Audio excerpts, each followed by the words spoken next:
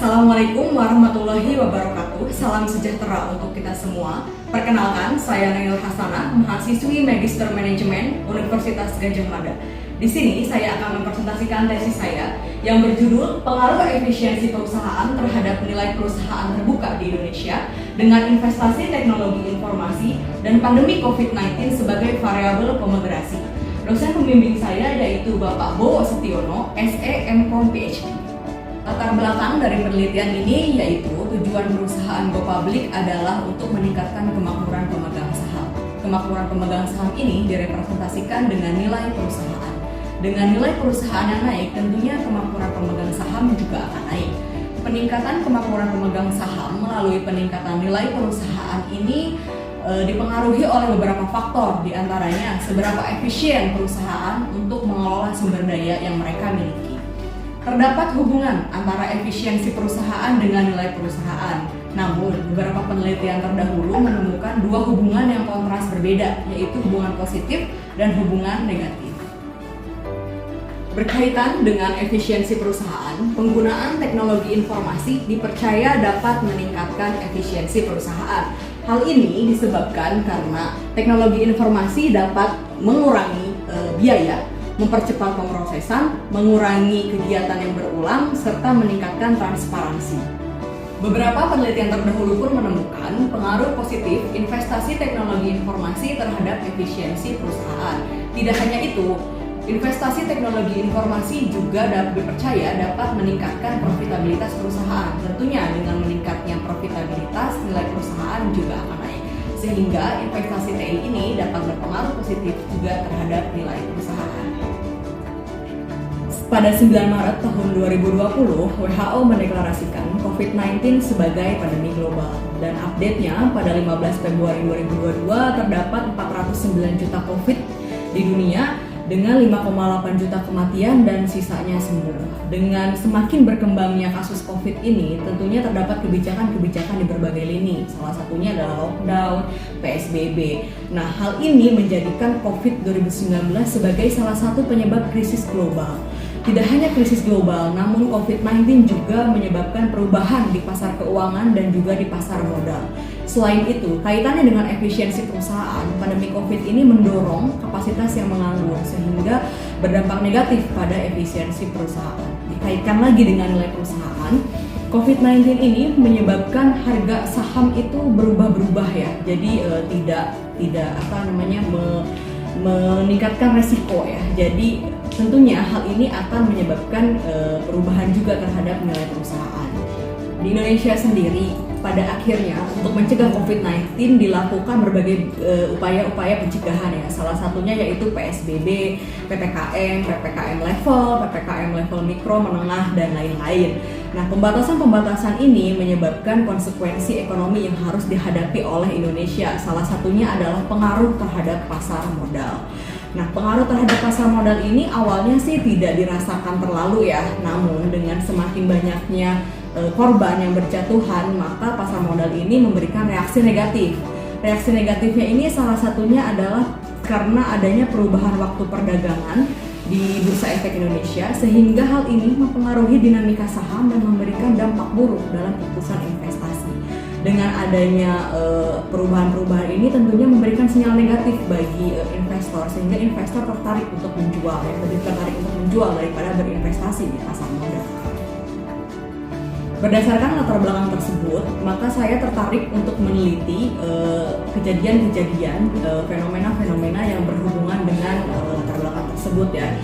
Dan pembaruan dari penelitian ini adalah yang pertama, fokus pada perusahaan terbuka di Indonesia, di mana penelitian-penelitian terdahulu sebelumnya semuanya itu menggunakan sampel negara berkembang. Kemudian yang kedua, penelitian ini menggunakan dua periode ya. Yang pertama yaitu periode sebelum pandemi COVID, yaitu 2018 sampai 2019. Kemudian periode setelah pandemi COVID, yaitu pada 2020 sampai dengan 2021. Pembaruan yang ketiga yaitu terdapat tambahan variabel moderasi, investasi teknologi informasi, dan pandemi COVID. Yang keempat yaitu menggunakan dua proksi nilai perusahaan, dan yang kelima menggunakan dua proksi efisiensi perusahaan. Pertanyaan dari penelitian ini ada 5. Yang pertama yaitu apakah investasi TI berpengaruh terhadap efisiensi perusahaan? Yang kedua, apakah pandemi COVID-19 mempengaruhi terhadap efisiensi perusahaan? Yang ketiga, apakah efisiensi perusahaan berpengaruh terhadap nilai perusahaan? Yang keempat, apakah investasi TI mampu memoderasi hubungan efisiensi perusahaan terhadap nilai perusahaan? Yang kelima, apakah pandemi COVID-19 memoderasi hubungan efisiensi perusahaan terhadap nilai perusahaan? Lingkup penelitian ini meliputi seluruh perusahaan terbuka yang tercatat di Bursa Efek Indonesia pada tahun 2017 sampai dengan tahun 2021. Periode amatan dari penelitian ini terbagi ke dalam 2, yaitu periode sebelum pandemi dan periode setelah pandemi, di mana periode sebelum pandemi yaitu periode 2018 sampai dengan 2021 dan periode pada masa pandemi yaitu 2020 sampai dengan 2021. Landasan teori dari penelitian ini terbagi menjadi 2, yaitu yang pertama grand theory dan yang kedua yaitu supporting theory. Dan grand theory sendiri terbagi menjadi 2, yaitu teori sinyal dan teori struktur efisiensi. Di mana teori sinyal ini menyatakan bahwa perusahaan yang lebih efisien tentunya akan memberikan sinyal kepada investor sehingga akan dinilai lebih tinggi oleh investor. Kemudian teori yang kedua yaitu teori struktur efisiensi, di mana perusahaan yang efisien tentunya akan memberikan profitabilitas yang lebih tinggi, di mana apabila profitabilitas tinggi tentunya nilai perusahaan akan naik. Dalam penelitian ini sebetulnya ada penelitian terdahulu, di mana terdapat 8 penelitian terdahulu yang menyatakan hubungan yang berbeda ya antara efisiensi perusahaan terhadap nilai perusahaan. Jadi tidak konsisten. Ada yang menyatakan berhubungan positif, ada yang menyatakan berhubungan negatif. Oleh karenanya, saya sebagai peneliti tertarik untuk meneliti lebih jauh bagaimana di Indonesia, apakah efisiensi akan berpengaruh positif, apakah akan berpengaruh negatif terhadap nilai perusahaan. Selanjutnya adalah pengembangan hipotesis. Hipotesis pertama dari penelitian ini adalah investasi teknologi informasi berpengaruh positif terhadap efisiensi perusahaan. Hal ini sejalan dengan penelitian Novotná et al. 2021 dan Hilhorst 2021. Hipotesis yang kedua yaitu pandemi COVID-19 berpengaruh negatif terhadap efisiensi perusahaan.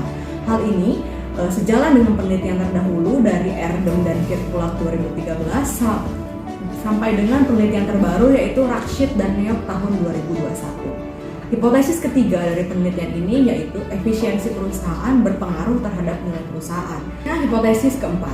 Hipotesis keempat yaitu investasi TI mampu memperkuat hubungan antara efisiensi perusahaan terhadap nilai perusahaan. Hal ini sesuai dengan penelitian terdahulu yaitu dari Mitas et al. 2021, Berggren et al. 2020, Hosea et al. 2020, Solihat et al. 2021, serta Reddy dan Sanders 2022. Selain itu, terdapat juga hipotesis kelima, yaitu di mana pandemi COVID-19 mampu memperlemah hubungan antara efisiensi perusahaan terhadap nilai perusahaan.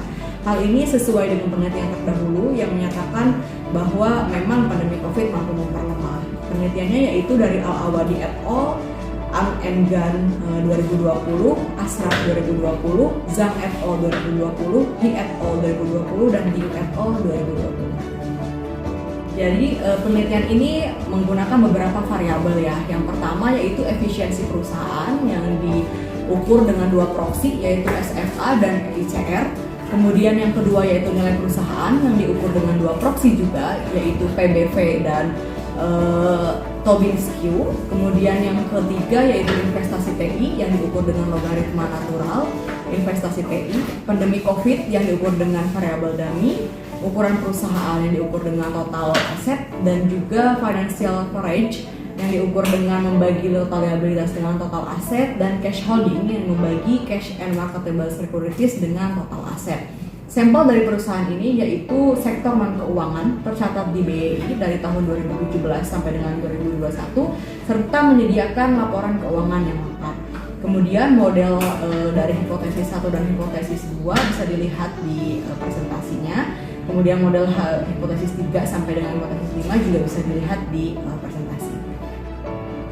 Prosedur pemilihan sampel di sini setelah kita kelompokkan perusahaan-perusahaan yang terdaftar di BEI tentunya akan di take out dikarenakan dia termasuk dalam industri keuangan, perusahaannya juga tidak memiliki keuangan yang secara lengkap dan tidak mendisclose ya investasi TI. Setelah itu maka didapat hasillah 153 perusahaan dikali 4 tahun, sehingga didapatlah jumlah okupasi 612. Hipotesis 1 berbunyi bahwa investasi TI berpengaruh positif terhadap efisiensi perusahaan. Namun dapat dilihat di layar bahwa hasil ujinya menunjukkan bahwa investasi TI ini berpengaruh negatif ya terhadap efisiensi perusahaan, sehingga kesimpulannya hipotesis 1 tidak mendukung. Hipotesis kedua dari penelitian ini yaitu pandemi COVID-19 akan berpengaruh negatif terhadap efisiensi perusahaan, dan hasil ujinya dapat dilihat pandemi COVID ini berpengaruh negatif terhadap efisiensi perusahaan, baik itu dengan proksi ICS maupun dengan proksi SFA, sehingga kesimpulannya hipotesis 2 dalam penelitian ini terdukung. Dengan proksi Tobin-Skew, hipotesis 3 ini terdukung karena bisa dilihat bahwa efisiensi perusahaan berpengaruh positif terhadap nilai perusahaan. Hipotesis keempat itu kesimpulannya tidak terdukung karena dapat dilihat di hasil bahwa investasi TI ternyata mampu memperlemah, bukan memperkuat hubungan antara efisiensi perusahaan terhadap nilai perusahaan. Selain itu, hipotesis 5 juga tidak terdukung karena hasil ujinya menunjukkan bahwa pandemi COVID-19 mampu memperkuat hubungan antara efisiensi perusahaan terhadap nilai perusahaan. Dan bisa dilihat juga di tabel yang paling bawah bahwa secara bersama-sama atau simultan, SFA dan SFA IT Invest, ICR dan ICR Invest memiliki pengaruh positif signifikan terhadap nilai perusahaan. Selain itu, secara bersama-sama juga SFA dan SFA COVID serta ICR dan ICR COVID memiliki pengaruh positif signifikan terhadap nilai perusahaan. Hipotesis 3 dengan proksi PBV ini terdukung sejalan dengan tadi proksi Tobin-Skew ya. Dan juga hipotesis 4 di sini tidak berpengaruh ternyata ya. Dan hipotesis 5 itu sejalan dengan proksi Tobin-Skew sebelumnya bahwa hipotesis 5 itu tidak terdukung karena pandemi COVID pada kenyataannya memperkuat hubungan antara efisiensi perusahaan terhadap nilai perusahaan.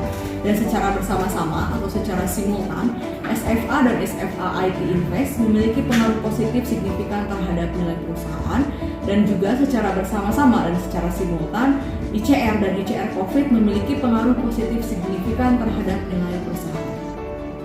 Kesimpulan dari penelitian ini adalah yang pertama, hipotesis 1 tidak terdukung karena ternyata investasi TI berpengaruh negatif ya terhadap efisiensi perusahaan.